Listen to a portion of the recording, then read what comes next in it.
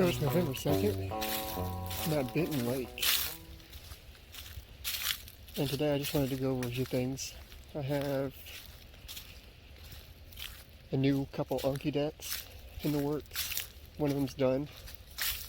The other one is pretty close. Oh, look at that big bird. Wow. Some kind of crane, I think.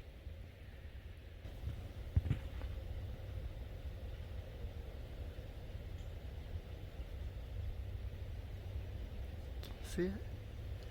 Right in the center of the screen.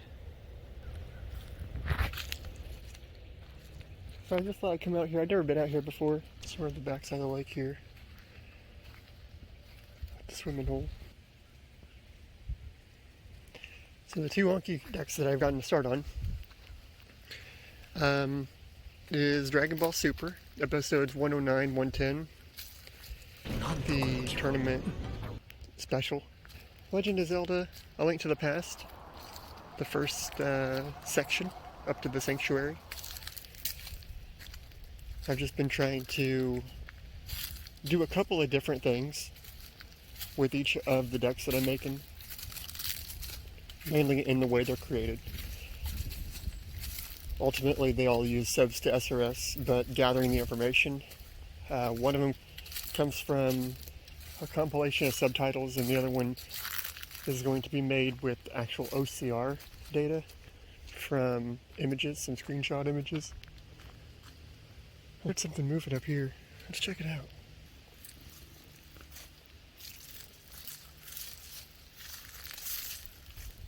Oh, it's just a squirrel out there. The English part of Zelda is done, but the Japanese part isn't. But the full deck has been created for Dragon Ball Z, or Dragon Ball Super, that is, the special. There's so little kanji in Zelda. There's quite a bit of kanji in Dragon Ball Super, obviously, but in any case, I want to be able to scrub a card for its kanji and make it its own deck, a vocab deck, specifically based on a sentence deck, and then study that in the same number of card frequency. Maybe tie them together somehow, like a sentence card has a vocab attachment to it somehow. I think that's possible. I've seen that done with, I think it was the Animal Crossing deck that I had. I'm getting hyped up about Japan again. You know, travel is still not an option, but it's ever looming. The possibility of travel mid next year is very appealing. So, you know, that was my main motivator. Is like, oh yeah, I'm going to visit Japan this year. Obviously didn't pan out. It's late November. I was going to visit Japan 3 months ago. But that's okay. You know, these things happen. We all have to deal with it. We all had plans.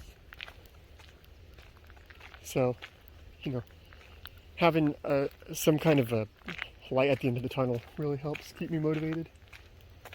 Like the possibility of maybe going to Japan in less than a year is cool. And at very least, you know, I expect to take the JLPT next summer. So there's some goals that are like super tangible. Still the same plans. I don't have to plan anything else for them. I can just kind of look forward to them when they happen. I just want to be able to take the JLPT N3 by then. I feel like the N3 is the first on the list that really tests your comprehension fully. Whereas 5, it's nice to have. You know, it's your entry level. You know some Japanese, you can prove that to yourself. Whereas going for the 3, I just really, I really like that appeal. We're coming out on a little peninsula out here. I like this. This is exactly what I wanted. I'm glad I didn't drive back here.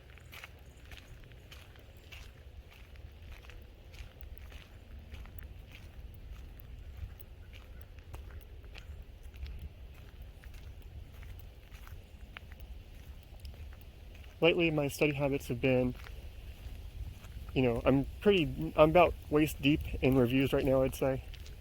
Where if I really needed to, I could get out of them. But I don't feel a rush to get out of my reviews. I'm doing about 50 a day. But they're coming in such a rate where that doesn't really help me. I should really be doing like 75 to 100 a day. If I wanted to bust out like 125 a day for the next 3 days, they'd go away, right?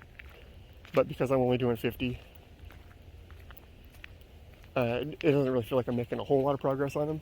But obviously, it's first in, first out. Anyway, you cut it, so I'm not really missing out on anything. I don't feel like doing it this way. It's just it's a nice. I'm on the back half of my set of SRS, and by that I mean I'm burning a lot. Which, whenever you're on a burn streak, I guess I'd call it, it really does start to feel good whenever you're doing reviews. It's the uphill battle of the new cards, missing the new cards over and over. That's whenever it really starts eating at you.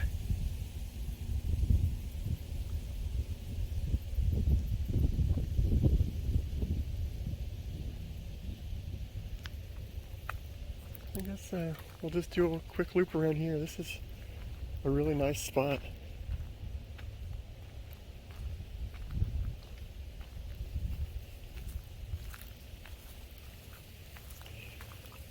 So Anki's still a big beast I'm trying to tackle. I don't know exactly how to make it work for me yet. You know, I go into it every once in a while and I do things, but that's not where I'm getting the bulk of my reviews done. The bulk of my reviews are coming out of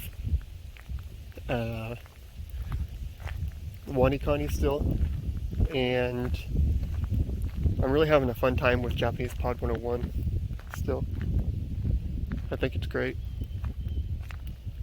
I haven't utilized it 100% yet. Their word banks are exactly what I should be using for Anki. But I keep changing Anki. That's where I'm at with it. I can't keep it current. Well, now I might be able to. This whole Migaku transition has been kind of rough. I basically wiped out my whole profile.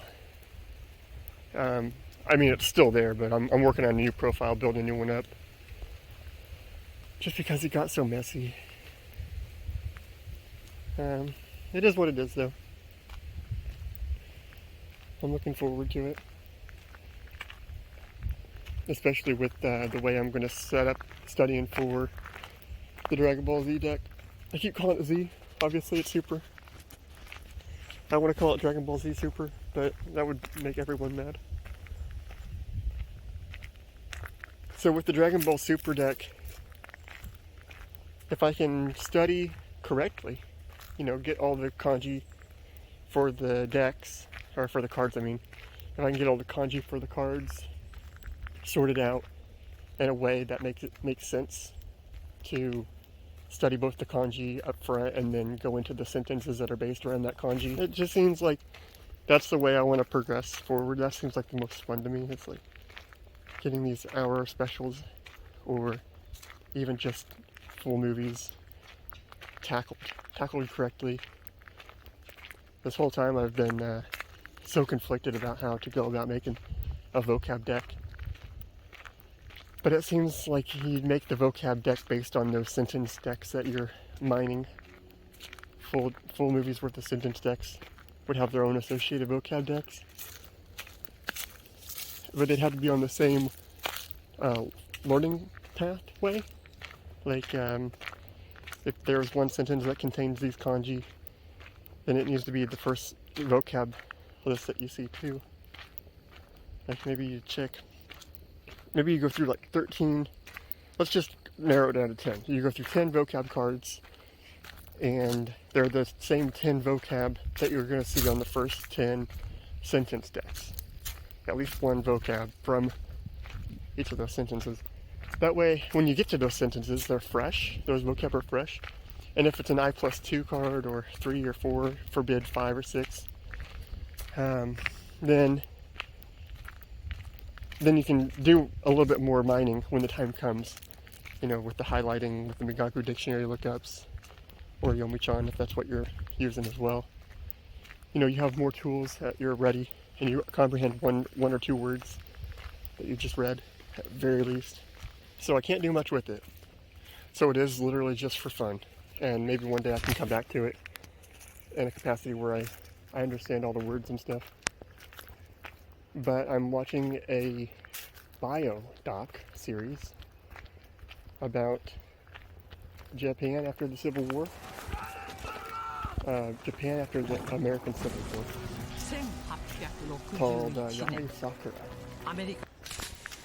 And it's a 5-season series about this lady who grows up and becomes like a general in the Japanese army, fighting the Americans in the era that leads into the First World War. So like that's right up my alley. All the history and stuff that I've been researching all year. It's like the culmination of all that in a fun, like, drama. And you can't call it fun, I guess, but I mean it's a cool drama, a period drama. And I've already noticed that I think it takes place in like maybe southern Japan, where there's a different dialect, and it's maybe like older Japanese where it's got different sentence enders and stuff. So it's really fun to watch. It's only got English subtitles.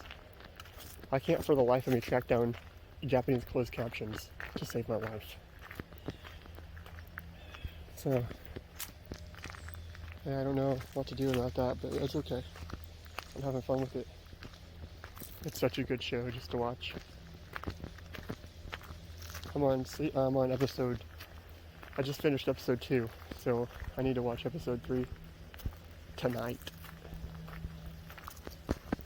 But it's cool.